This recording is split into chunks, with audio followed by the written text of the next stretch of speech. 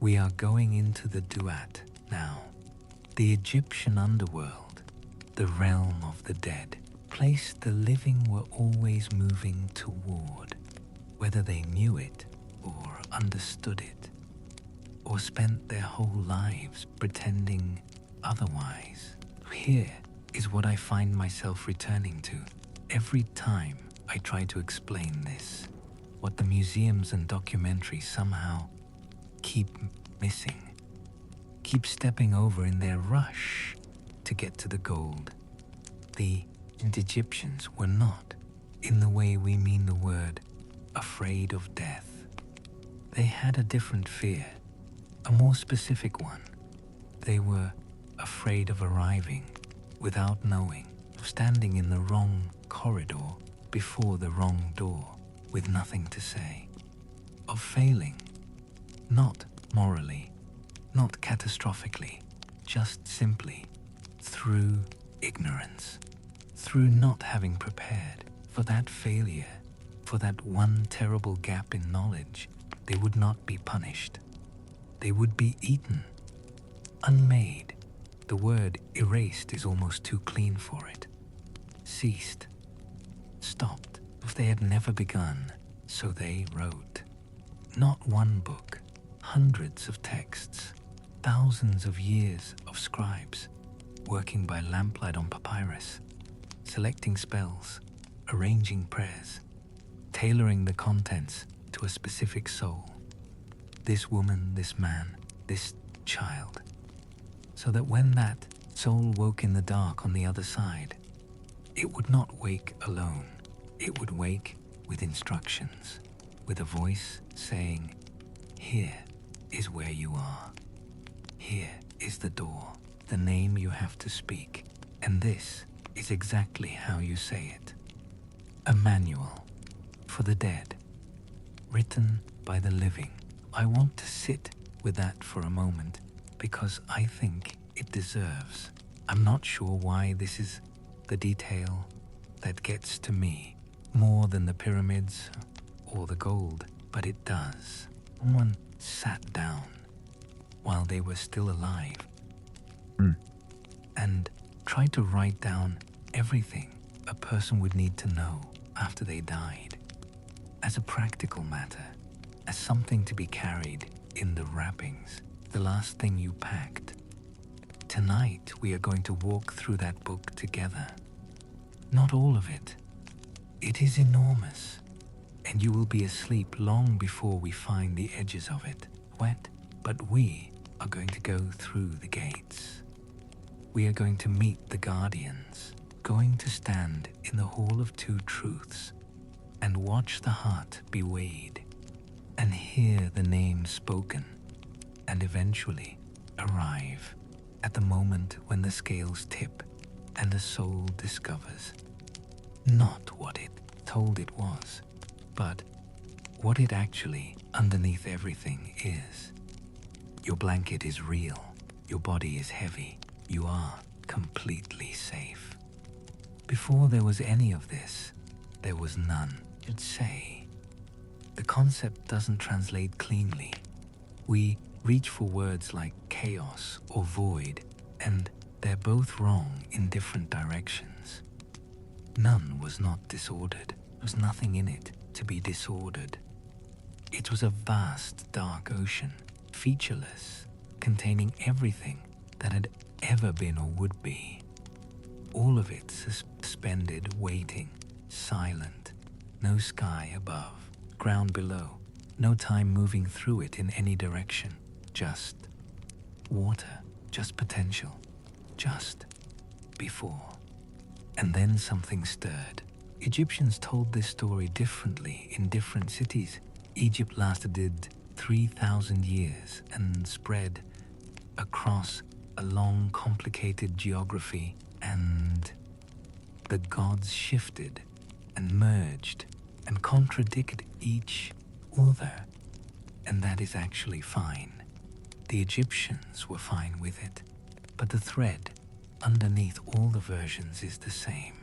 Something chose to exist. The god Atum rose from none, stood on the first mound of earth, the first thing that was not water. And he was alone, in a way no one has ever been alone since, because there had never before been anyone to be alone. Looked out at all of that dark water. Here is where I have to admit something is hard for me to describe accurately. The Egyptian idea of existence as something that requires active effort, as something that can fail. That idea is incidental to the theology. It is the theology. Atom didn't just exist. He chose to keep existing, understood at the first moment of consciousness in the history of the universe. That existence was not a passive state. It was a decision made continuously, over and over, with effort breathed out. That breath became Shu, the god of air. He spat. His spittle became Tefnut, moisture. The first family on the first mound above the first dark water, from Shu and Tefnut, Geb, the earth, Nut, the sky. And here is the law that governs everything else, including everything we'll encounter tonight. In Egyptian cosmology, the world is maintained. Every night, Ra descends beneath the horizon and travels through the Duat, the Underworld.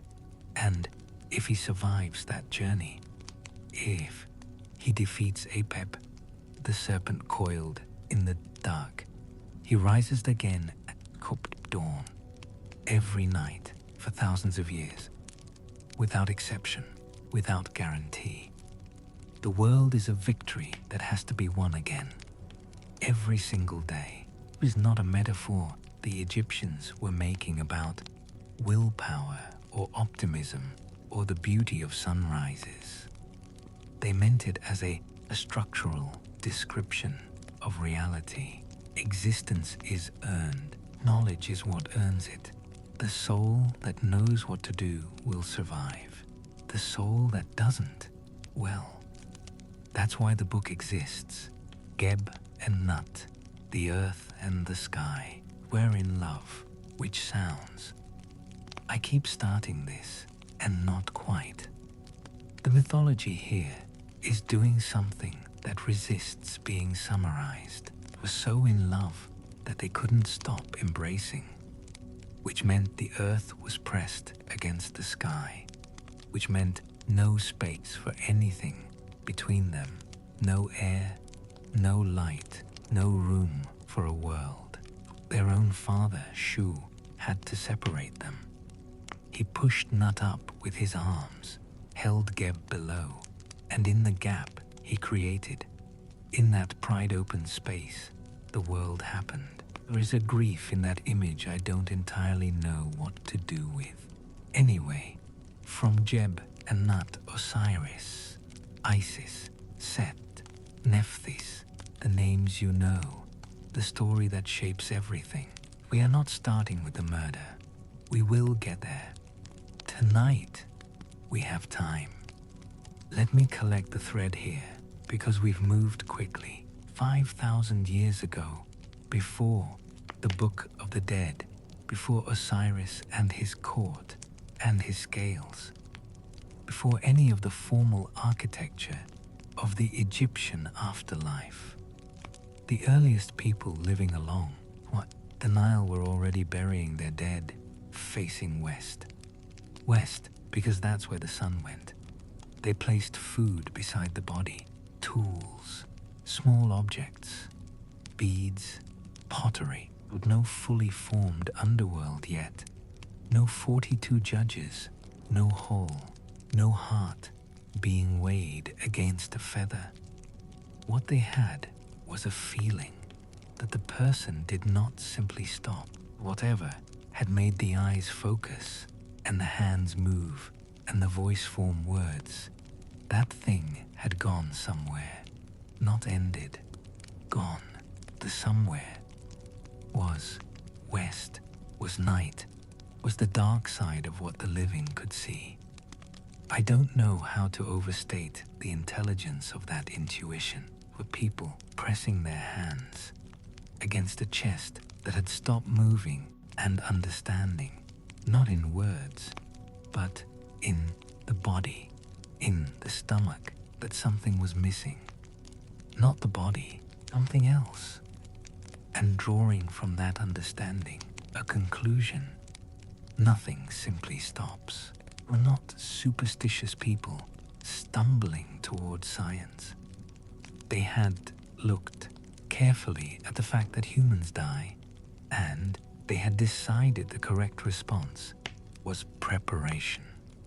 Not denial. Bear, preparation, get ready, learn the names, practice the words.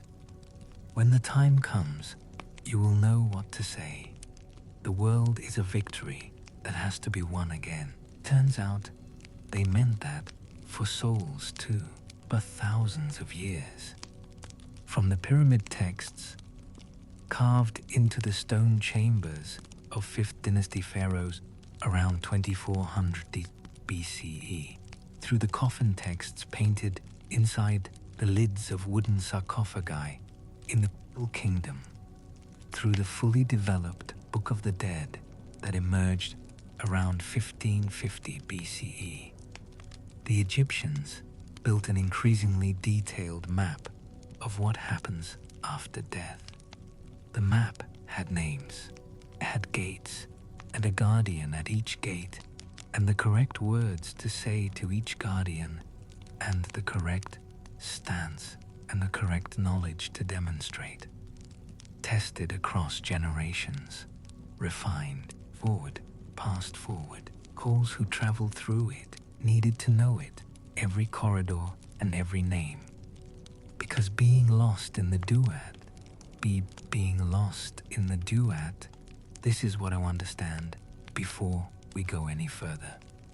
Being lost was not an inconvenience. It was an ending more complete than death. Let's talk about the soul. In the Egyptian system, the soul is several things at once, and you have to hold all of them together, because the whole architecture of the afterlife depends on understanding what each part is and what happens to it. The Ka is the life force, the vital energy breathed into a person at birth and sustained throughout their life. When you eat, you feed the Ka alongside the body. Ka is, I keep reaching for an analogy here and not quite landing one, but the closest I can get is, it's like a twin, invisible, born at the same moment, parallel to you for your entire life, attaining the heat of you, the specific aliveness of you from within. When the body dies, the Ka stays. It remains near the tomb. Egyptians carved false doors in tomb walls for exactly this reason and placed food offerings before them, so the Ka could continue to receive what it needed. It doesn't consume the physical food, it consumes the spiritual essence of the food, the Ka of the food, which is either a profound and difficult concept or the most practical theology anyone has ever devised. And I honestly can't decide. The Ba is closer to what we'd call personality, character, specific quality of a person's presence, their way of speaking, their preferences, the memories that belong to them, and no one else. Egyptian art, the Ba is a human-headed bird, which is, look, it makes sense once you understand what the Ba does. The Ba can fly to death.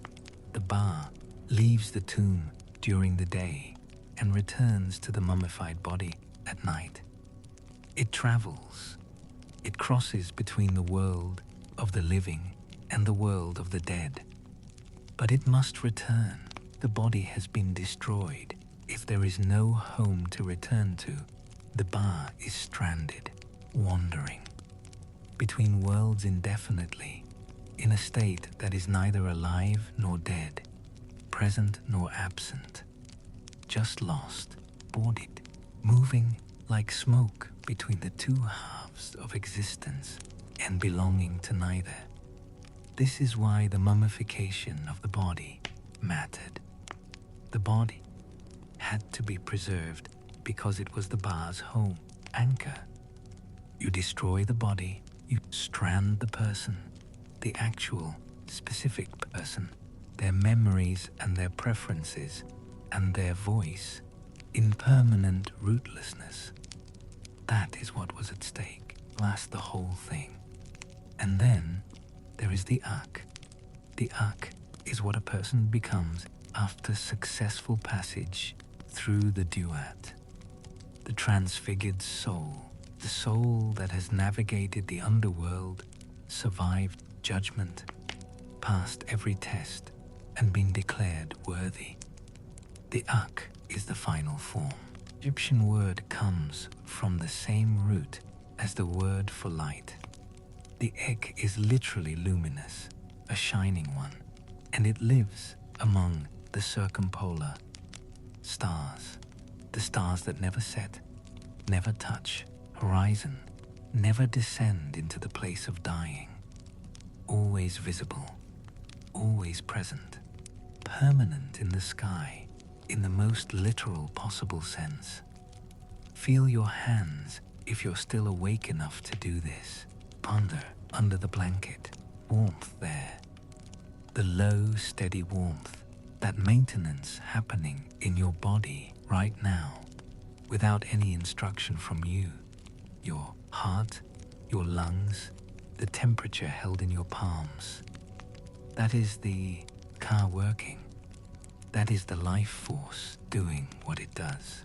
Tonight, when the images start forming behind your closed eyes, when a face appears from somewhere you can't identify, when you find yourself in a place that feels familiar and has no reason to, the Egyptians would have said, that is the Ba, beginning its nightly journey, moving through the geography of sleep into whatever territory opens on the other side of waking. Been doing this every night of your life. They spent 3,000 years trying to map where you go. Pause here, because we are about to enter a different part of the story. And I want to make sure we arrive in the right frame of mind. Question the Book of the Dead was written to answer is simple. What do you do when you get there? To understand that question, you need Osiris, the god, yes, but more than that, the story, because Osiris rules the dead for a specific reason that flows from something that happened to him, and that reason matters, and his response to what happened to him is the reason any of this, the scales, the whole, all of it exists. Osiris was in mythological time the king of Egypt, a good king, wise, just, beloved, son of Geb and Nut, the earth and the sky, married to Isis, his sister, the greatest magician in the universe. And he had a brother, Set, god of chaos, storms, the red desert, was powerful and violent and brilliant, and this is the part I find myself lingering on. Maybe longer than the text strictly requires, but I can't help it. Set was intelligible. What gets me? He wanted what Osiris had, the legitimacy, the centrality, the love. Watched his brother occupy the middle of the world and felt the Milamixamuse and felt the thing that makes every person who has ever burned with it instantly recognizable, the specific rage of someone who believes the world arranged itself to hand something precious to someone else. Set was born with enormous power and ended up standing in shadow anyway. Gentle where his brother was violent. No, that's backwards. Pa was violent where Osiris was gentle, feared, where Osiris was loved. Always reaching where Osiris simply was. You understand Set. You have met Set. You have been Set, briefly, in a dark moment you didn't tell anyone about. The mythology is doing something true here, and it knows it. Set killed Osiris. The myth has versions. The essential shape. Set secretly measured his brother's body and had a beautiful chest, a coffin, though no one called it that, constructed to fit him exactly. He brought it to a feast, promised to give it to whoever fit perfectly inside. The guests tried, one by one. None fit. Then Osiris lay down inside it, because it had been built for him. And the moment he settled into it, Set's men slammed the lid and sealed it with molten lead, and threw it into the Nile. Round, he suffocated. Both, maybe, in the dark of the box. Greatest king of Egypt, the beloved son of the earth and sky, the husband of the mightiest magician in existence, sealed in a box and sunk in the river that gave his kingdom life. Chest floated north, out of Egypt, across the sea, came to rest in a foreign land, at the base of a great tree, and the tree grew around it, and no one in Egypt knew where he was. Anyway, she searched. She did not. I want to be careful here about how I say this. She did not wait, grieved, and she moved.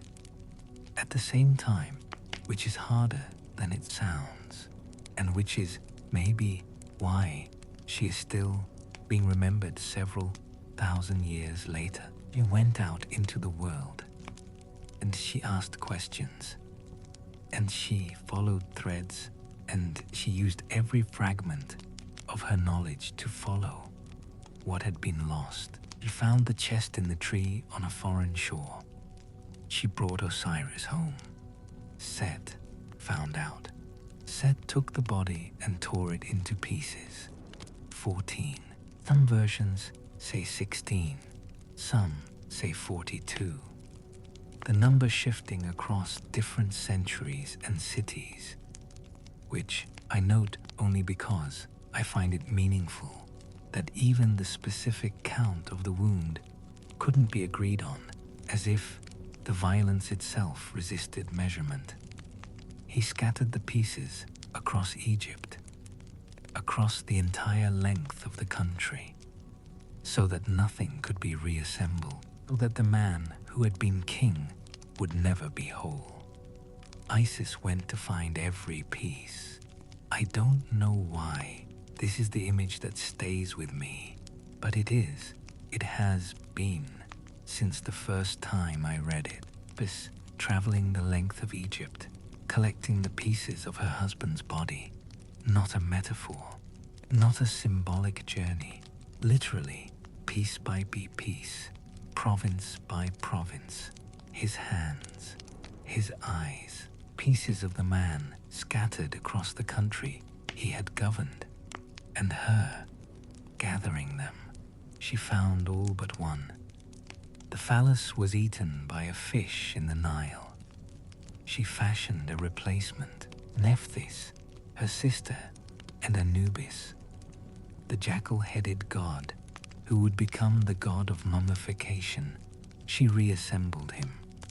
She wrapped him, performed the first mummification in the history of the world. And then she did something no other magician has ever done. She transformed into a bird, kite specifically, which is a detail I kept because it feels important, and I'm not entirely sure why, and whether it's the precision of it or just the strangeness. A kite, not an eagle, not a hawk, a kite, and she beat her wings over the body of Osiris, and the wind from her wings carried the breath of life back into him. And the words she spoke were every word of power she had ever learned. And for a moment, just a moment, Osiris lived again. It was enough. She conceived a child, the child who would become Horus, the avenger, the heir, the next king of Egypt, child who would fight, set, and claim the throne, and restore what had been scattered, and taken, and lost. But Osiris couldn't stay. He had been dead. Body had been broken apart and gathered from across the length of a country, and wrapped and reanimated. And even Isis's magic, the greatest magic that existed anywhere in the universe, could not turn him fully to what he had been. He was something the world didn't have a word for yet, something that had passed through death and come back carrying the crossing in him permanently, changed by it in a way that could not be undone. He became the first person to die and not stay dead. Because he had been the king of the living, he became the king of the dead. Went below into the Duat, the underworld that had always existed and had never had a ruler, and he filled that absence, the first king of the land of the dead, first divine judge of the souls that would come to stand before him, one after another, for the rest of time. What I find myself returning to, and I'm not entirely sure how to say it precisely. Osiris rules the dead because he earned the position the hardest possible way. He had been through it, worst version of it, murdered and dismembered and scattered across a country and held together only by the refusal of one person to stop searching, crossed the boundary that every human being must cross, and he survived it. And what survived was something permanent, something that couldn't be taken apart again. That is what qualifies him. Ruler Day of the dead is the god who died the worst death imaginable and came through the other side of it, transformed. When you are lying there right now, very still, and the room is quiet, and the place between sleep and waking starts to soften and blur, that uncertain border, that liminal loosening. The Egyptians knew that place. They believed every night was a small version of what Osiris crossed. Every morning, a small return, built their entire theology of death around the model of someone who crossed the great border and became on the other side the one who would receive everyone else. We have to talk about the Duat itself, the actual place, the geography, because the Egyptians were, and I mean this in the most literal sense, specific. They mapped it. Regions, rivers, fields, gates with guardians. They did not settle for vague notions of an underworld realm. They made it as real as Egypt, and in some ways more stable than Egypt, because Egypt could be altered by floods and droughts and the armies of foreign kings. The Duat was permanent, eternal, fixed. The journey through the Duat follows the path of the sun. Each night, Ra descends below the western horizon and travels through 12 hours of darkness. 12 regions, 12 chambers, 12 distinct experiences, and the soul of the dead person travels, wake. In the earliest texts, this journey belonged exclusively to the pharaoh. Royal soul traveled with Ra because the pharaoh was a god in life, and so his soul was divine enough to make the crossing. Regular people died and remained near the tomb, sustained by offerings, present but transformed into nothing, not traveling anywhere. Over time, the journey opened up, first to nobles, then to anyone with access to the rituals, then gradually to anyone who possessed the texts. Book of the Dead is partly a record of this opening. The spells carved exclusively in royal chambers becoming available on papyrus scrolls that anyone with sufficient means could commission. The goal, the arc, the transfigured luminous soul, stopped being a prize reserved for kings. It became available, in principle, to any soul that knew what to do. Pause here, because that sentence carries more weight than it might seem to. Any soul that knew what to do. The entire structure of the Egyptian afterlife hinges on that. Knowledge as the deciding factor, preparation as the form of grace. The Duat begins at the western horizon. The soul enters the first region. Some texts describe an enormous gateway flanked by guardian figures. Describe a river, the underground Nile, mirroring the living one above, and the soul traveling in a boat through the darkness, in the company of Ra himself, the Ba, flying in its human-headed bird form, moving through the night toward the possibility of dawn. The first gate has a guardian. The guardian has a name. The name is in the book. The soul speaks it, and the gate opens. The mechanic. This is the mechanic, and it fascinates me every time I try to explain it, because it is such a specific vision of how the universe works. Passage is earned through correct speech. Guardians cannot be overpowered. The gates cannot be broken. The currency of the Duat is knowledge, demonstrated aloud, in the right words, to the right figure, at the right threshold. Force accomplishes nothing here. Cleverness accomplishes nothing here. Only the correct truth, spoken clearly, opens the door. You have met gates like this, but you are thinking of one right now. A moment where the only way through was to say the right thing, or to know the right thing about yourself, or to finally acknowledge something you'd been carrying wrong for a long time. The Egyptians built their afterlife around that recognition, that feeling, that specific shape of passage, and they mapped it onto the territory a soul must cross after death. So there, deeper, third and fourth hours, where the Duat gets stranger. In the third hour, the soul encounters fire, rivers of it. I want to be careful here, because the fire in the Duat it functions differently than the word makes you expect. It burns impurity, the residue of a life lived imperfectly, everything done wrong, everything left undone.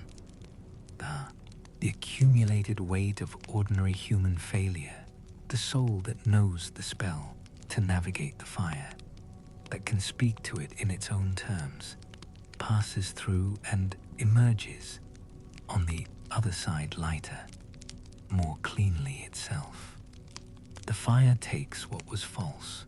The soul without the book enters the fire and has nothing to say to it, no words, no name to speak, and the fire does what fire does.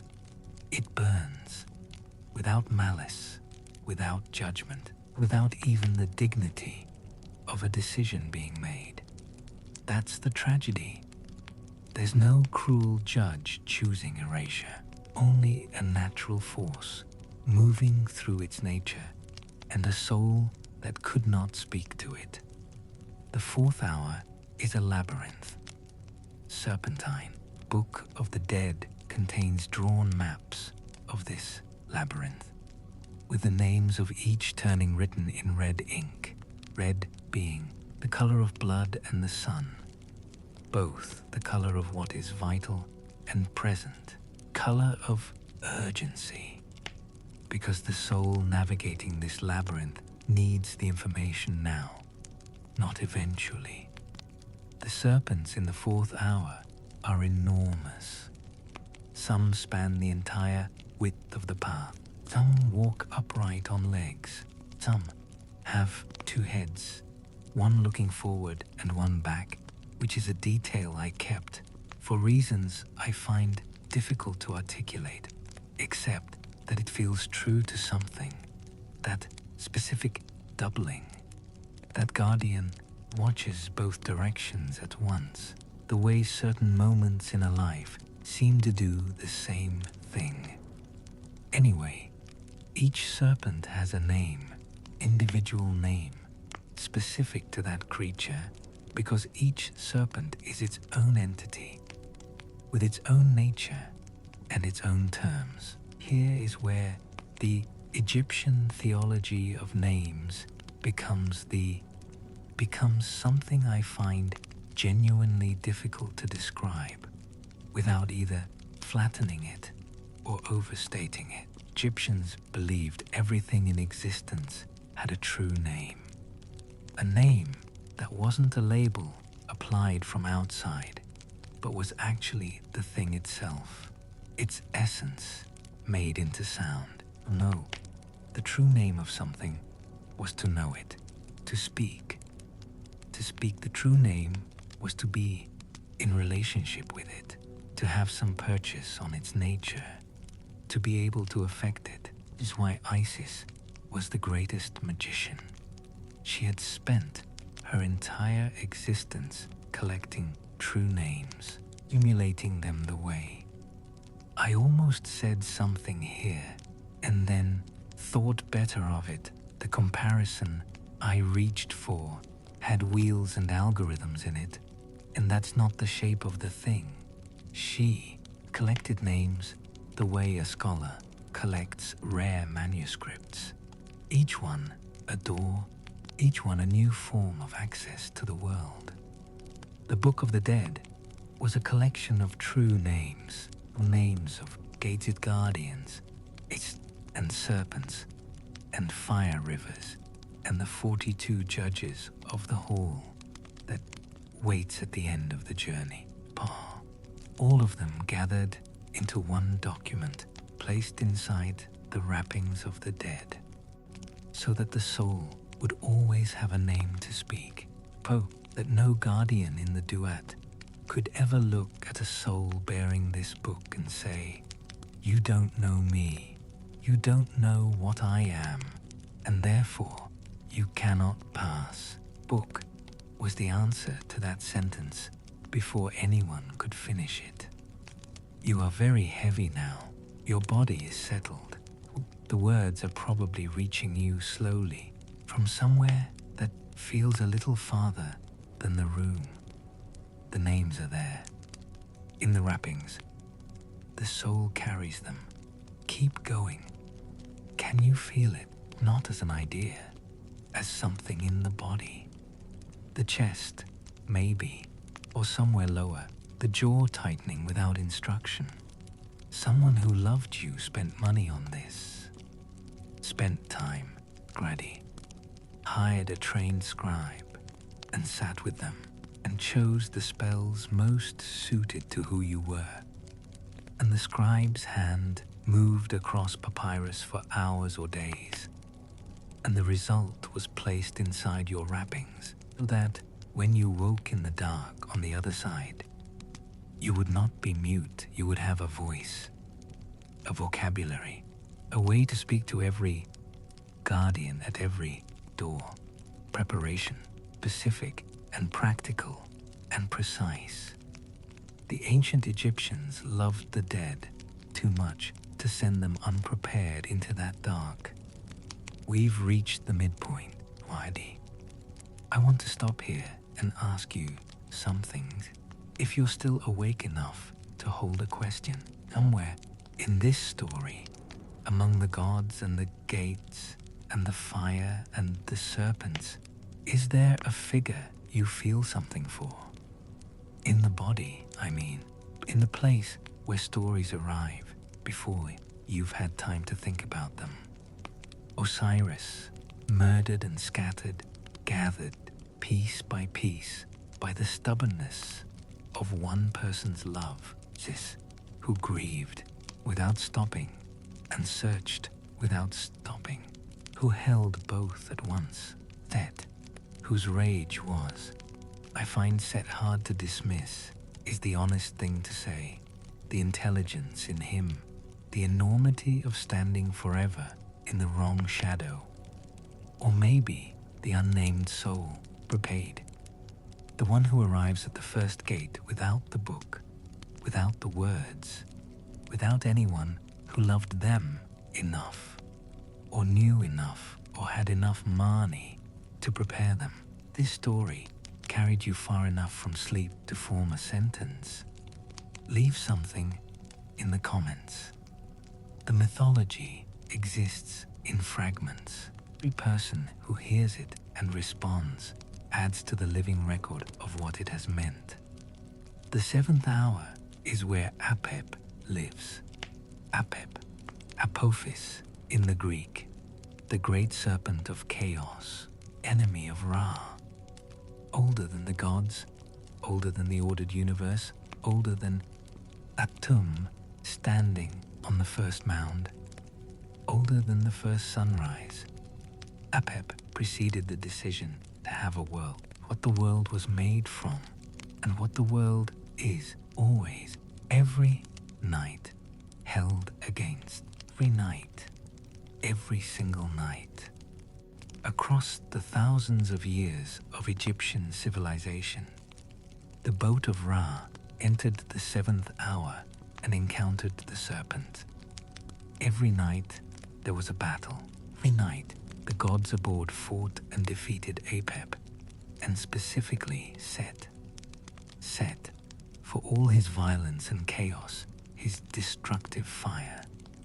Set was the one god fierce enough to stand against it. Every morning the sun rose, and the world continued, steady, but the battle was never finished. Apep was never killed. The Egyptians understood this with a precision I find. I keep trying to say something about this and not quite arriving at it. They understood that chaos is a condition, the ground state of the universe in the absence of effort, and conditions cannot be killed.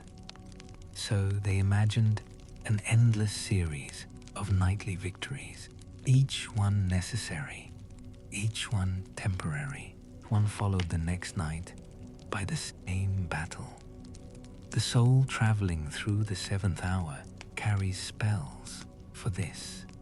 Specifically for this, soul doesn't fight Apep directly. The soul doesn't have that kind of power, but the spells add weight to the right side, contribute something small and real to the battle that keeps the sun moving.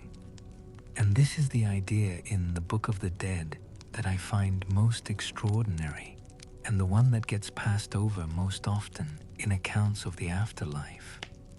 The dead soul, in the middle of its own intensely personal journey toward judgment, is also expected to help maintain the universe. It is a participant in the cosmic war. Every soul that passes correctly through the seventh hour, that speaks the correct spells, that adds its small voice to the chorus, that soul helps the sun rise the next morning. Pony, the dead are working. The dead are part of the project of keeping existence going. Egyptians held the world of the living and the world of the dead as two halves of one continuous thing, and both halves required tending, and the tending never stopped. Your breath right now, slow, in the dark, that is the work of the living.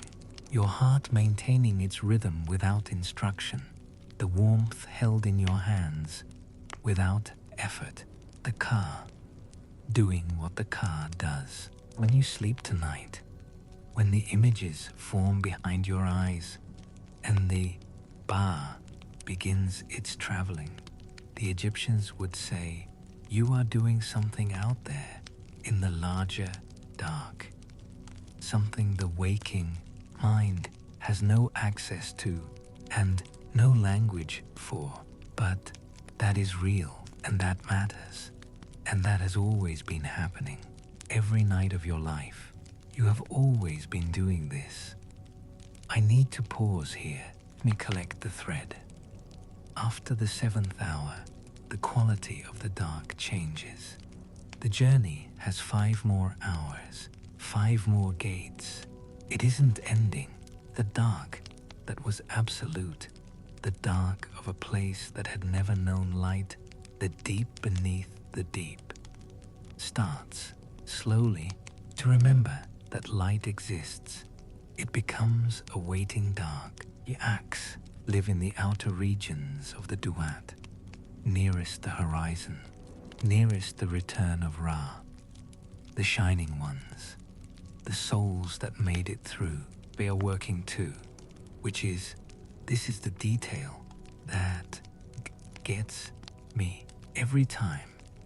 The one I linger on when I probably shouldn't and race past the field of reeds itself, which deserves more than I'm about to give it.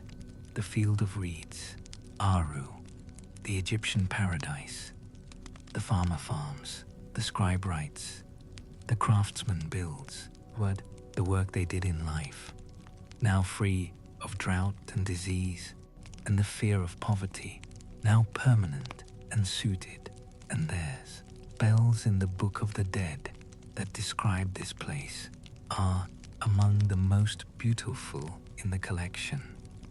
Grain taller than a man, blue water through green rushes, the smell of earth after rain, but done well in a world that doesn't punish you for it.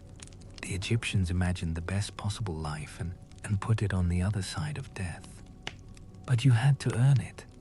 The gates, the names, the river of fire, the 7th hour, all of it leading, finally, to the Hall of Two Truths.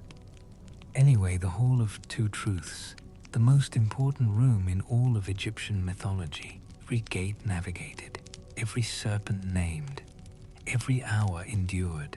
It brings you here, to this room, to the scale. Osiris sits on a throne at the far end, wrapped in white linen. His skin is green, green of something that grows, that pushes back up through the ground, that returns from what looked like ending. 42 assessors surround him, one from each of Egypt's administrative regions, each responsible for a different dimension of moral life, each to witness what is about to happen. Who enters? Before the scale comes out, before the assessors are addressed, the soul must speak the negative confession is. I want to say something careful here, because this document deserves it. Among the most remarkable moral texts in human history, soul addresses each of the 42 judges by name, one by one, and to each one declares, I have not committed the sin you oversee. What the list is specific in a way that feels almost uncomfortably like being read. I have not committed violence. I have not stolen. I have not killed. I have not lied, not caused another person to weep. I have not been deaf to words of truth. I have not cursed the king. I have not polluted the river. I have not made myself out to be more than I am, not tampered with the weights of a scale, cheated in commerce, the specific phrasing of it. I have not deprived an orphan of property. I have not spoken with a loud voice, not been arrogant. 42 of these, 42 facets of a human life held up and named, moral texture of an entire civilization, visible in the specific failures they thought, worth enumerating. Find myself reading this list and feeling, I won't say what exactly. It pulls towards something that doesn't quite belong in a history lesson, and I'll leave it there. The soul speaks all 42, clearly by name, and the declaration alone means nothing. The judge's witness. They do not decide. Something else decides. The scale decides. The scale, already being prepared at the center of the hall. While the words are still in the air, while the 42 names are still being spoken, while the soul stands and says with everything it has, this is who I was, this is how I lived, this is what I did and did not do. Pop. The declaration and the test arrived together, the words and the weighing, the speaking and the moment of finding out whether the speaking was true, whether the heart held in the balance is light enough, whether the life was, whether the life was, whether the life was what the soul just claimed it was. The scale is already there, always been there. Anubis steps forward now, the jackal-headed god, one who performed the first mummification on the body of Osiris, who has spent all of Egyptian history maintaining the border between the living world and the dead one. He steps forward, and he, from the arriving soul, its heart. The Egyptians understood the heart as the organ of thought, art, of feeling, of moral decision, the center of what made a person specifically themselves. So when Anubis takes the heart, what he takes is the record, the full accumulated record carried in the chest of every person since birth, of every choice they ever made, every moment of kindness, every cruelty, small and large. Every time they looked away from suffering, they had the capacity to relieve. Every time they stayed, or left, or lied, or told the truth at cost to themselves, or acted from fear, or acted from something better than fear. Every single moment of the lived life, compressed into the weight of one organ. But the battle was never finished. Apep was never killed. Egyptians understood this with a precision I find. I keep trying to say something about this, and not quite arriving at it. They understood that chaos is a condition, the ground state of the called universe in the absence of effort, and conditions cannot be killed. So they imagined an endless series of nightly victories, each one necessary, each one temporary, one followed the next night by the same battle. The soul, traveling through the 7th hour, carries spells for this. Specifically for this, the soul doesn't fight Apep directly. The soul doesn't have that kind of power, but the spells add weight to the right side, contribute something small and real to the battle that keeps the sun moving. And this is the idea in the Book of the Dead that I find most extraordinary, and the one that gets passed over most often in accounts of the afterlife. The dead soul, in the middle of its own intensely personal journey toward judgment is also expected to help maintain the universe. It is a participant in the cosmic war, every soul that passes correctly through the seventh hour, that speaks the correct spells, that adds its small voice to the chorus, that soul helps the sun rise the next morning. Corrid, the dead are working. The dead are part of the project of keeping existence going. Egyptians held the world of the living and the world of the dead as two halves of one continuous thing, and both halves required tending, and the tending never stopped. Your breath right now, slow, in the dark, that is the work of the living. Your heart maintaining its rhythm without instruction, the warmth held in your hands without effort, the car doing what the car does. When you sleep tonight, when the images form behind your eyes and the bar begins its traveling, the Egyptians would say you are doing something out there in the larger dark, something the waking mind has no access to and no language for, but that is real and that matters and that has always been happening every night of your life. You have always been doing this. I need to pause here, me collect the thread. After the seventh hour, the quality of the dark changes. The journey has 5 more hours, 5 more gates. It isn't ending, but the dark that was absolute, the dark of a place that had never known light, the deep beneath the deep, starts slowly to remember that light exists. It becomes a waiting dark. Arcs live in the outer regions of the Duat, nearest the horizon, nearest the return of Ra. The shining ones, the souls that made it through, they are working too, this is the detail that gets me every time. Desari Nidanapai, every time the one I linger on when I probably shouldn't, and race past the field of reeds itself, which deserves more than I'm about to give it.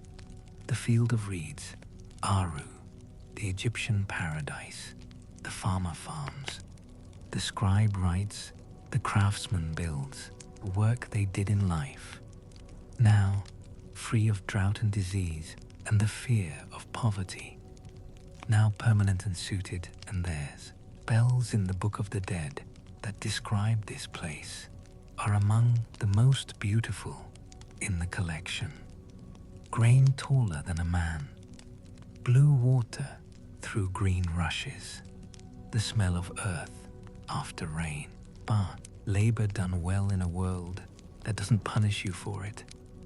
The Egyptians imagined the best possible life and put it on the other side of death, but you had to earn it.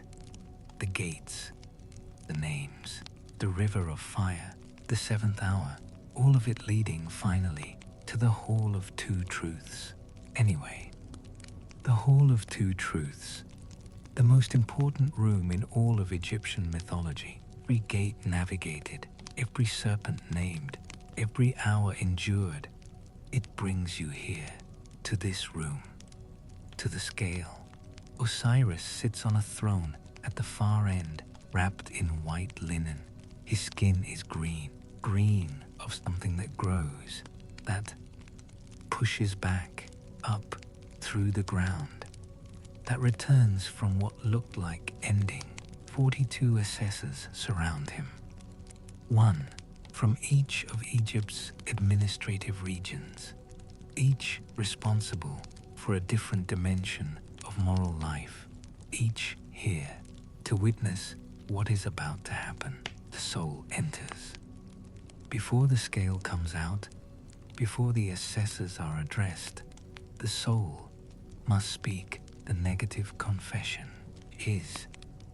I want to say something careful here, because this document deserves it. among the most remarkable moral texts in human history. All addresses each of the 42 judges by name, one by one, and to each one declares, "I have not committed the sin you oversee." The list is specific in a way that feels almost uncomfortably like being read. I have not committed violence. I have not stolen. I have not killed. I have not lied, not caused another person to weep. I have not been deaf to words of truth. I have not cursed the king. I have not polluted the river. I have not made myself out to be more than I am. Not tampered with the weights of a scale. Cheated in commerce, the specific phrasing of it. I have not deprived an orphan of property. I have not spoken with a loud voice, not been arrogant. 42 of these, 42 facets of a human life held up and named, often steady, the moral texture of an entire civilization, visible in the specific failures they thought worth enumerating. Find myself reading this list and feeling, I won't say what exactly. It pulls towards something that doesn't quite belong in a history lesson. And I'll leave it there. The soul speaks all 42 clearly by name, and the declaration alone means nothing. The judges witness. They do not decide. Something else decides. The scale decides.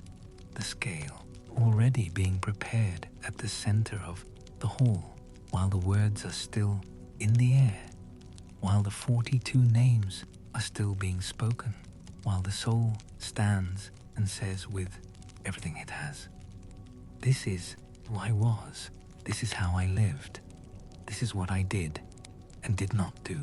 Declaration and the test arrive together. The words and the weighing, the speaking, and the moment of finding out whether the speaking was true. The heart held in the balance is light enough. Whether the life was what the soul just claimed it was. The scale is already there, always been there. Anubis steps forward now, the jackal-headed god, Orion, the one who performed the first mummification on the body of Osiris, who has spent all of Egyptian history maintaining the border between the living world and the dead one. He steps forward, and from the arriving soul, its heart. The Egyptians understood the heart as the organ of thought, of feeling, of moral decision, the center of what made a person specifically themselves. When Anubis takes the heart, what he takes is the record, the full accumulated record carried in the chest of every person since birth, of every choice they ever made, every moment of kindness, every cruelty, small and large. Every time they looked away from suffering they had the capacity to relieve. Every time they stayed, or left, or lied, or told the truth at cost to themselves, or acted from fear, or acted from something better than fear. Every single moment of the lived life compressed into the weight of one organ. Spell has a number.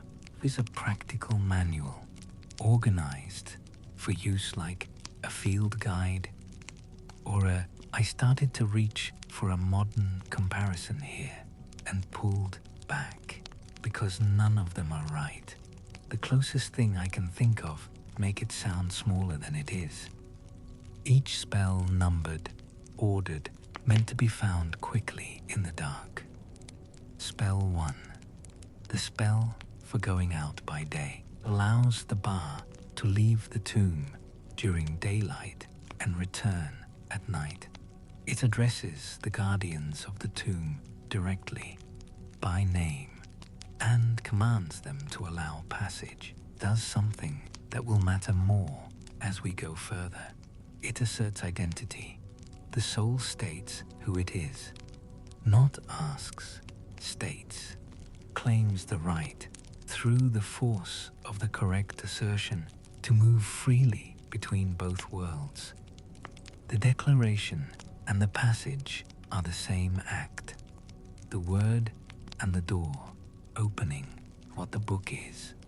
This is what the living prepared for the dead and placed in the wrappings and hoped was enough.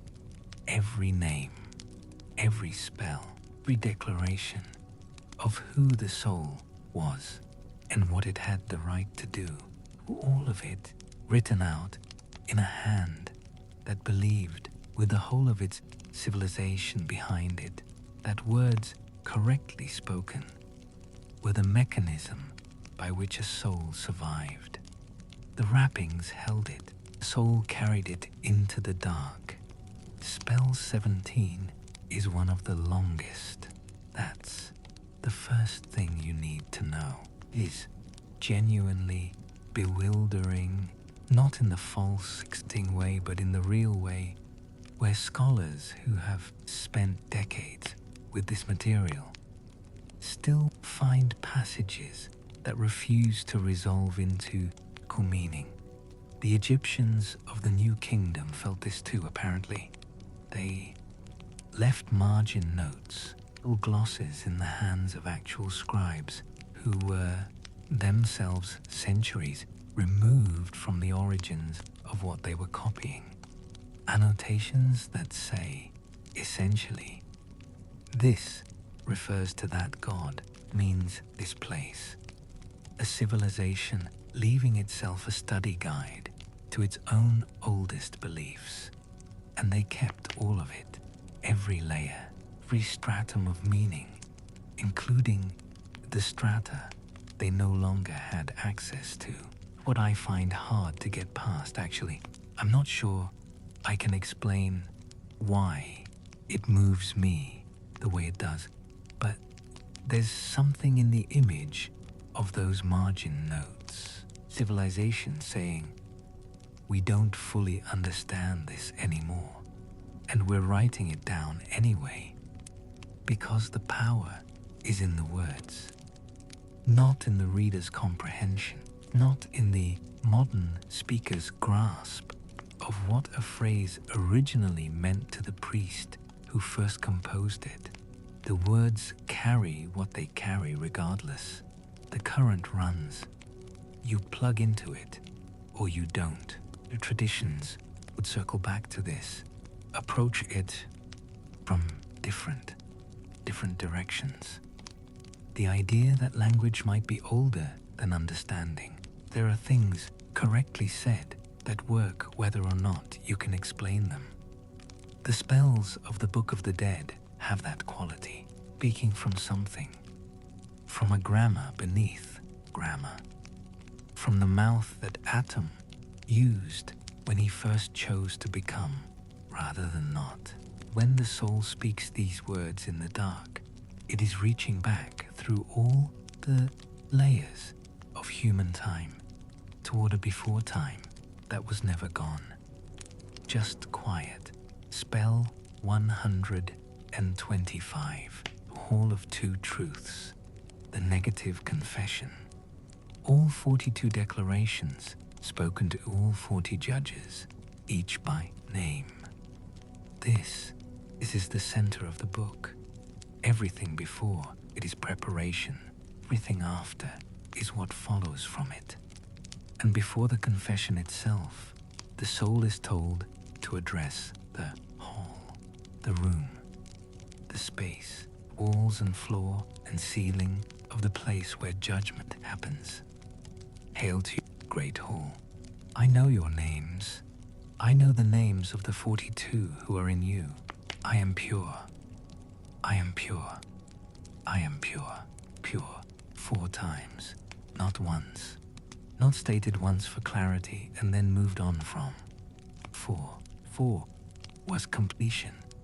The cardinal directions, the sons of Horus standing watch over the organs in their jars. The pyramid faces climbing toward the same point from 4 different angles. To say I am pure 4 times was to say it in every direction simultaneously, to declare it complete.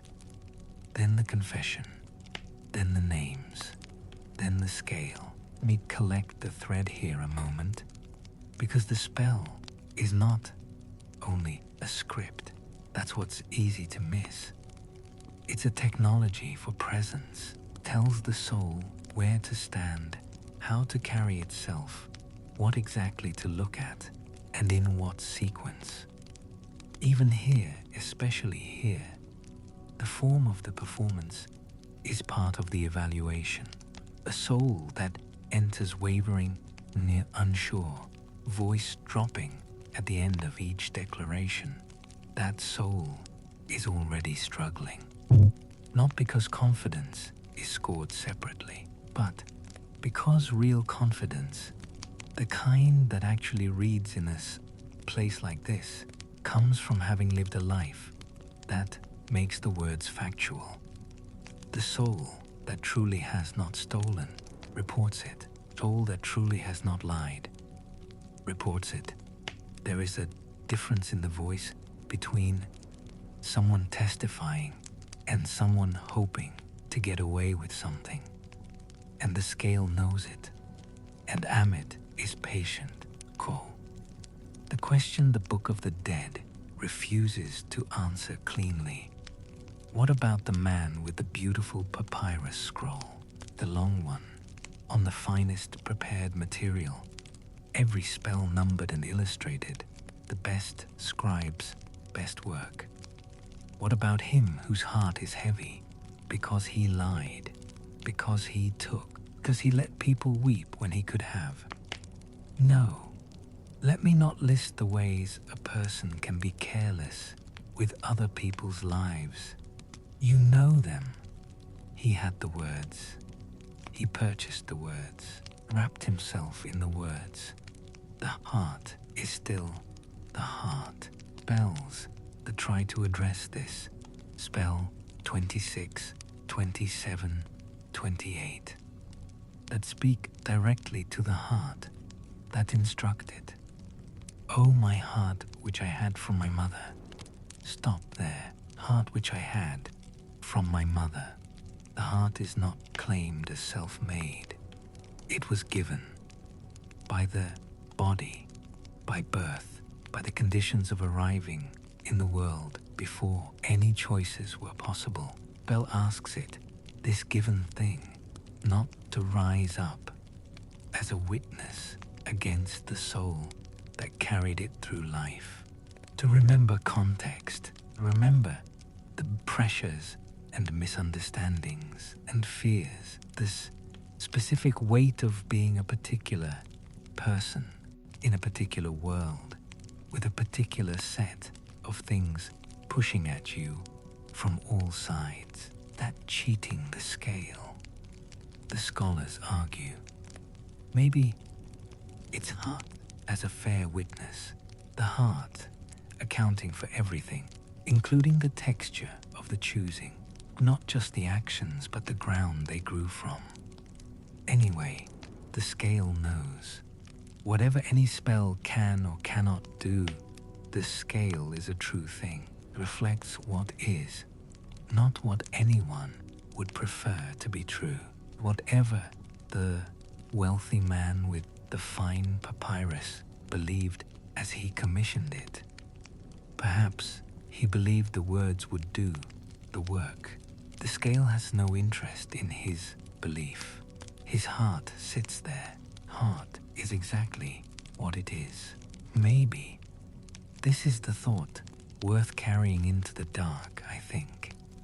If you're going to carry anything, maybe the man who truly understood the book, who read it and absorbed it and followed its logic to its actual conclusion, understood this.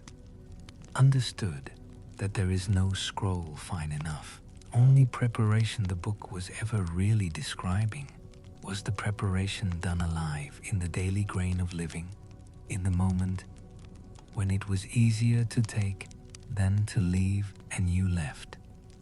Anyway, Book of the Dead as an instruction manual for the dead was an instructions manual for the living, wearing a very old disguise. A figure I haven't mentioned yet. He appears in almost every illustration of the Hall of Two Truths. He doesn't get the mythological drama. No great conflict, no dismemberment, no wandering, just there, watching, working. Thoth, ibis head, scribe's palette. Reed held the way someone holds something they've held for longer than time. He invented writing, supposedly, gave hieroglyphs to the Egyptians as a gift, which is the kind of origin story a civilization would invent for the thing it considered most sacred. Hall, his job is specific. He watches what the scale shows, and he writes it down. That's it. He does not argue. He does not prefer any outcome. Amit wants what Amit wants. Osiris presides with whatever Osiris feels about any of it. The 42 judges have their preoccupations. Thoth watches the needle settle and records the result on ear. He is the universe's notary, and what he writes cannot be contested, because it is simply the notation of what was true. Find this, and this is hard to describe. I'm aware I keep saying that, but I mean it. I find Thoth almost unbearably consoling in that room. Chaos of divine drama everywhere. The scale, Amit with her crocodile jaw. Everything enormous and final, and there is Thoth in his equanimity, just recording, knowing everything, and using that knowledge as stewardship, not leverage. Right. In a different version of this mythology, written by different people with different anxieties about what the learned do with their learning, the god of writing and knowledge might be arrogant, might hold it over everyone. Thoth is calmer than that, bigger than that. He knows everything, which means he knows the everything that contains him, and that knowledge didn't make him the center, made him the condition, the background that holds the foreground in place. He helped Isis find the scattered pieces of Osiris, came from the sky when Horus was dying in the marshes, the baby stung by a scorpion, Isis frantic in the reeds, and he brought the words to reverse the poison. He gives knowledge when it's needed, keeps it carefully when it's not, a steward, a keeper of honest measure, in the dark, in the hall. The needle settles. Thoth writes it down, and the record exists. Your breath is slowing. Feel it, if you can. The chest, rising and falling, the body pressing its weight into whatever holds it. The room is quiet. The world outside the room is quieter. Thoughts that were insisting on themselves an hour ago are softer now, losing their edges, drifting somewhere you don't need to follow. Thoth is writing all of it, every breath, every heartbeat, every thought that forms and then dissolves in the dark behind your closed eyes. Not watching you with judgment, watching with the patience of someone who knows the record will be accurate regardless, that it cannot be altered, that it exists as long as anything exists. Something restful in this, if you let yourself feel it. A grip you didn't know you were keeping, releasing. The truth of what you are doesn't require your constant maintenance, holds itself. It has always held itself. Let's go to the 10th hour. The 10th hour is where something changes in the quality of the journey. The descent has reached its lowest point, not yet ascending. I want to be careful here. It doesn't work that neatly, but beginning to orient toward ascent. Apep has been encountered and survived. The long, complicated, honestly exhausting geography of the Duat has been navigated gate by gate. And in the 10th hour, the light shifts. Sun disk of Ra, which has been the traveling center of the boat. Throughout all of this, dim and dead in the way of a sun that has set, begins to change. The transformation is gradual. What? Hour by hour, the quality of what it emanates alters, moving towards something. Dead is sun, becoming the living sun, not all at once, but working toward it in the dark, the way a fire works toward catching. Egyptians understood Ra as a god who appears differently at different points of the day's arc. Dawn, Khepri, the scarab, the creature that rolls a ball of dung, which is also the sun, which is also new life, assembled from what was spent. Noon, Ra at full height, Ra Harakate, the horizon god, nothing restrained. Its sunset, Atum, the completed one, the old man, the god of endings who was also the god of the original beginning. Now, in the 10th hour, deep in the night's geography, the old form of Atum is thinning, and the new form of Khepri is beginning to gather. The ending dying into the beginning. Same thing it has always been, wearing a new face. This is why the scarab is everywhere.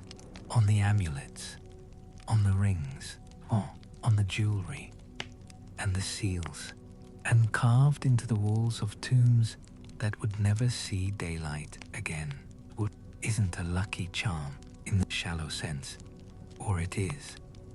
But it's lucky because it means something true, means the thing that seems used up and finished is, through some process happening in its interior, becoming new.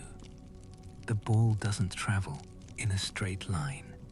It circles, always comes back to where it started, and it always arrives different from how it left. I need to pause here. What I'm trying to describe, and I'm aware this is where the prose wants to smooth itself out into something tidy, is a cosmology that held transformation and identity as the same fact simultaneously. The soul doesn't lose itself in the 10th hour. Soul that was a specific person with a specific heart that weighed a specific weight is becoming the eternal version of that person. The Ak, the shining one. Find it difficult to describe this in a way that doesn't either flatten it or make it sound more mystical than it was. To the Egyptians it was structural, factual. The way morning follows night is the way transformation follows death. It wasn't a metaphor. The metaphor was the other direction. The 11th hour, speed, texts emphasize this. The urgency, the boat racing through, the gods announcing, the eastern horizon being prepared. Wake ha, the souls who have made the journey this far caught up in the momentum, carried in it, becoming part of what is about to happen rather than witnesses to it. Then the 12th hour, bite. Ra's boat emerges from the body of the serpent Nihibkau. And I'll say this carefully because Nehebkau matters and gets rushed past. Nehebkau is the serpent that holds rather than dissolves, opposite principle to Apep, where Apep is the force that wants to pull everything apart. Nehebkau is the force that keeps the world's seams intact. Boat passes through this serpent and emerges at the eastern horizon, and the sun rises and the world continues. Every morning, the same morning, a new morning, dead who made the journey, who spoke every name, stood before the scale, were found in sufficient balance with the feather. They rise with it. They are in it. Every dawn contains them. What I find myself sitting with when I try to hold the whole shape of the Egyptian understanding. Death is the journey that life makes possible. Life is preparation. Death is the passage, wiki. The destination was always there at the end of the preparation, waiting with the patience of something that has always had time. Book of the Dead was written to make people prepared. Anyway, the years passed. We'll move faster here because the history of Egypt's fall is long and has been told by people more qualified than me. And what matters for our purposes is what happened to the book. Dynasties rose and fell.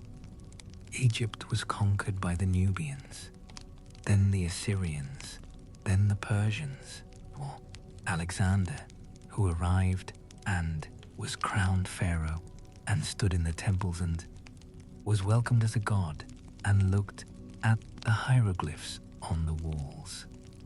And here I want to say something about that expression on his face, the one the sources never quite capture, and I'll pull back because I don't actually know what he felt, and inventing it would be the wrong kind of liberty to take to Alexander Ptolemy, general turned ruler. Descendants held Egypt for 300 years, became Egyptian in the way that conquerors sometimes do when thing they've conquered is older and deeper than anything they brought with them. Look, the gods, the rituals, dress, the titles, the flat frontal, rigidly idealized style of Egyptian art that depicted them on temple walls, looking exactly as a pharaoh was supposed to look, regardless of whether they looked anything like that in life. Because legitimacy in Egypt came through continuity, through the unbroken thread, and the Ptolemies understood this at least well enough to hold it. Book of the Dead continued to be used. Greeks buried in Egypt were buried with it. This is a plain fact, and I'll leave it plain.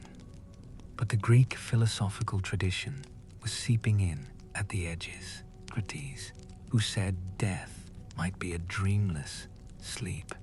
Plato, who said the soul is immortal and the body its temporary inconvenience. Papyrus, who said death is simply nothing, structurally nothing, the absence of the one who would need to experience it. Ideas layered themselves over the Egyptian theology without replacing it, creating something that was, I want to say hybrid, but that's a little clinical for what actually happens when two mythologies spend 3 centuries in the same room. Something that had absorbed both and was strictly neither. Then Rome, Cleopatra, last of the Ptolemies, person to rule Egypt, as Egypt had understood rulership, last person, to speak the language of the hieroglyphs as a living language rather than a studied one. She apparently read several languages, The sources agree on this, and the hieroglyphs were among them, which meant she could walk into a temple and understand what was written on the walls in a way that none of her predecessors on the Ptolemaic throne actually could. He died in 30 BCE, and Egypt became a province, and the tradition began its long dissolution. The temples continued for a while. The priests continued. Rituals were performed by people who were themselves becoming fewer each generation, who held the knowledge the way you hold something you know you might be the last to hold, which is differently holding something you expect to pass on.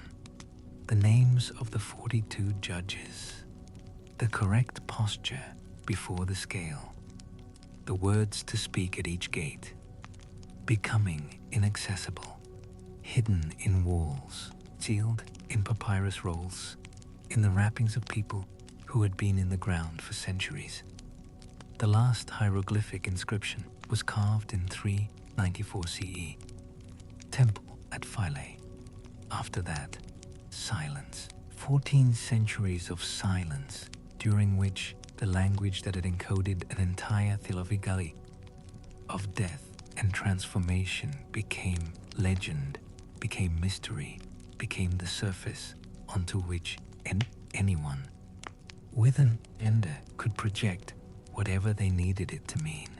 Until 1822, Rosetta Stone, Thomas Young, Champollion, moment when, and this is the part I find myself unable to describe without losing control of the sentence, so I'll just say it plainly. A living person read the words of a scribe, dead 1,500 years. The hieroglyphs spoke again. The Book of the Dead came back to voice. The Egyptians would have recognized this. The silence, the return. Osiris in the chest, floating north, waiting. Words were still there. They were always there, in the stone, in the papyrus, in the sealed walls of tombs that no living person had entered in 1,000 years, waiting for someone who had done the work of learning to speak them correctly, to bring them back into the air. When Champollion first read them, or first assembled in his mind the sounds that the signs represented, which is the same thing, which has always been the same thing. He was performing in a more small and enormous way the same act that Isis performed when she beat her wings over the body of her husband and breathed him back on. The dead thing that knew how to live because someone had kept faith with it long enough. Have you ever wondered this? You ever lain in the dark, in exactly the position you're in right now, and tried to locate the first moment a conscious being understood they would die? Their own death. Personal. Specific. Moment when a mind, somewhere in the deep past of our subspecies, looked at the world and grasped that they personally would one day stop being in it. Find this. I want to say impossible to imagine, but that's wrong, because it's entirely possible to imagine. It just takes something out of you to do it. That person, that first moment, before there was any tradition or ritual or theology or book to help them hold it, just the knowledge, arriving alone in the dark, like something that had always been waiting to be found. Egyptians built the pyramids, embalmed their dead with a technical precision so committed that some of those mummies, 3,000 years on, still have the features of the person they were.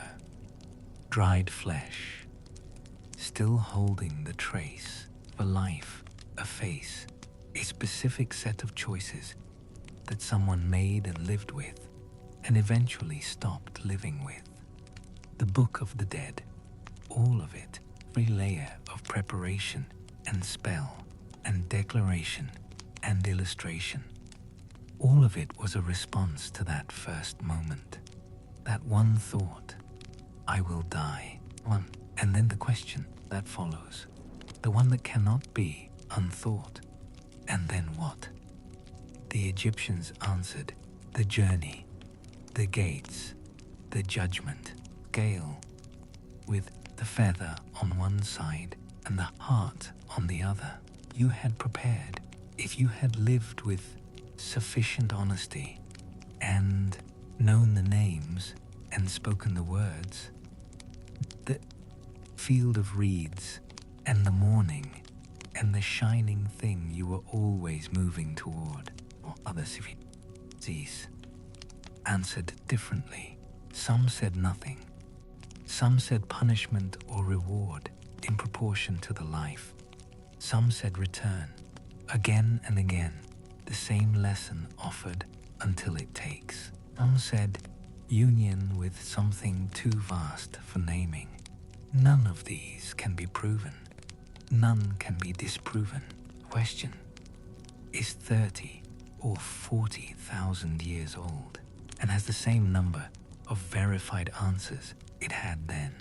But here is what I think the Egyptians taught, and this is harder to articulate than it sounds, so bear with me. They taught that the question deserves to be taken seriously. Correct response to mortality is to turn toward it. Map it the way you'd map living terrain. Study the guardians, the gates and the hours, and the geography of what comes after, and then prepare for it with the same attention you bring to anything else that is both enormous and inevitable. The Book of the Dead is, we don't know if it's a true account of what actually happens. We don't know.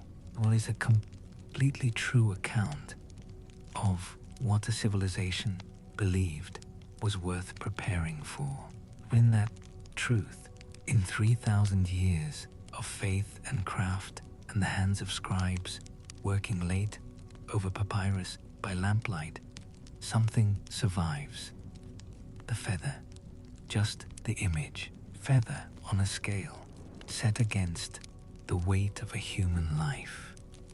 The idea, not a metaphor. They didn't mean it as a metaphor. The idea that the life you have lived will be weighed, what is simple and true, and does not carry the accumulated drag of all the things done wrong, and the things right left undone. What a life could be if it were lived the way you know, in the honest part of yourself, it could be lived. The feather of Maat, as light as a feather, lighter than. I need to pause here, because what comes next is where the episode wants to close in on itself, and I want to do it carefully rather than quickly. We return to the beginning, earlier than the Hall of Two Truths, earlier than the gates and the guardians and the hours of the Duat, to the first thing, none, the primordial ocean, vast, undifferentiated condition from which a beginning became possible. The beginning was atom choosing to exist, the first act of will, everything that followed, the sky cleaving from the earth, the gods and the people and the Nile cutting its narrow corridor through the desert. All of it descended from that single choosing. Every night is the Duat. I know that sounds like the kind of thing that gets put on a wall somewhere, and I'm aware how it sounds, and I kept it anyway because I think it's actually true. Every darkness is the place where the old form dies and the new form assembles itself in the deep hours without the waking mind's involvement. Every morning is the boat emerging at the eastern horizon. The same boat, a new sun, the same sun. The Egyptians built a civilization on this, spent 3,000 years preparing their dead for a crossing the living could witness but not take. Placed in the hands of the beloved dead, a book, a voice, a map that said, "Here is where you are, what is required of you. Here is how you speak, and here is how you survive." Anyway, they did not send anyone into the dark alone. Neither will tonight. The weight of the day stay beneath the blanket where it's already settled. Let the breath find its own rhythm, the one it finds when you stop supervising it. The thoughts drift and release where they dissolve, because they will, they always do, eventually, if you stop following them. The field in the old texts is enormous. The water is still. Grain grows taller than a person, and the work in it is good, and the people in it are permanent, and the morning in it always arrives. You have been preparing for this your whole life. I mean that in the small sense, tonight, sleep, and I mean it in the larger sense that I find genuinely difficult to say without it sounding like something written on a card, which is the problem.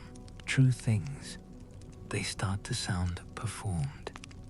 Every honest word, every time you helped when looking away was easier. Every morning you went back into the world and tried again after a day that had made trying feel unlikely. All of it is in the heart. All of it is in the record. Thoth is keeping, patient and calm, and entirely without an agenda for how it comes out. All of it is what the scale will hold. And the feather is there.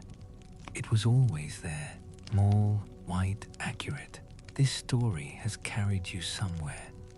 If the gates have become the edge of sleep, if the 42 judges have become something softer and more distant, if the weight of the heart has become the body in the bed, which is a clunky way to say something I mean precisely, then let it carry you the rest of the way.